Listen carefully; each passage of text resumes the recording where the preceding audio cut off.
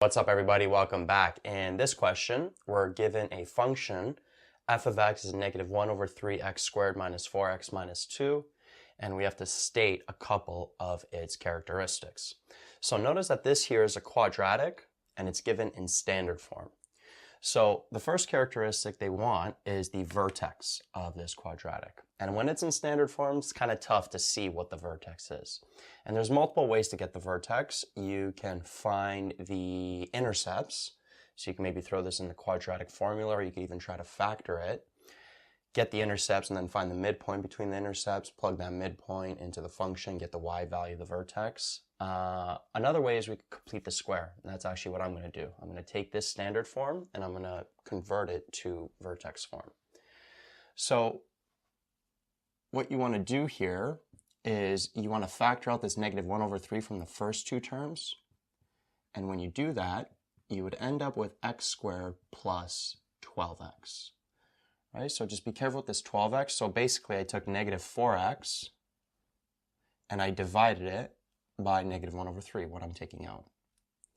And you know what? Let's not even write this x here. So it's like negative 4 divided by negative 1 over 3. If you plug that in your calculator, you would get 12, positive 12. It's like negative 4 over 1 divided by negative 1 over 3. So you could rewrite this as negative 4 over 1 times the reciprocal of that, negative 3 over 1.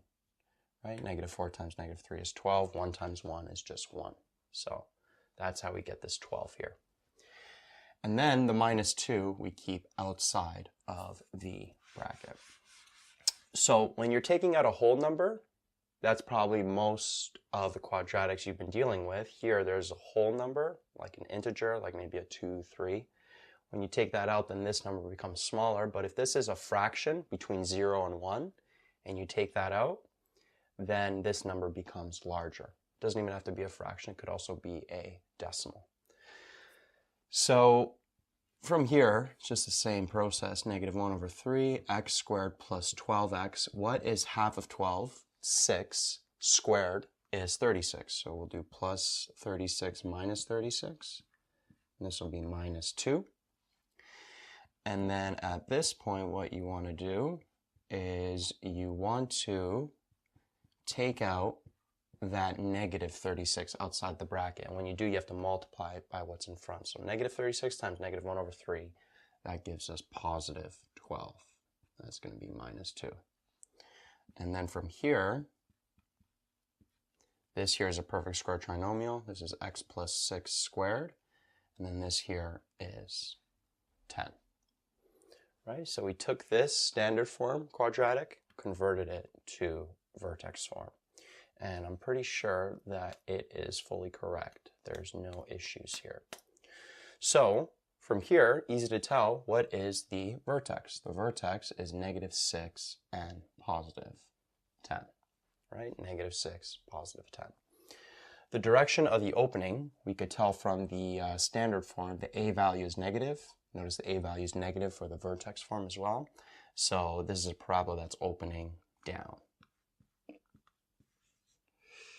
The axis of symmetry is just the line that cuts the parabola in half, and it's always, the axis of symmetry, the vertical line is always equal to x equals the x value of the vertex. In this case, it's negative 6. And then the domain and range.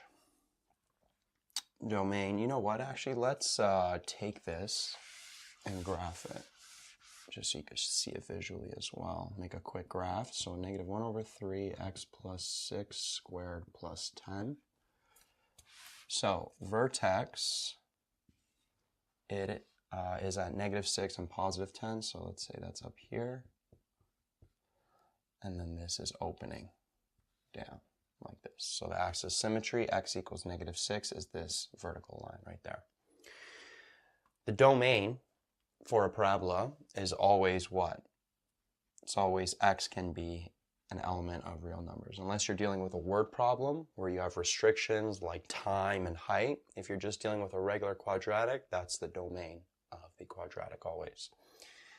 And then the range is always y-e-r, but it depends on the vertex. So notice that the y values have to be less than or equal to positive 10.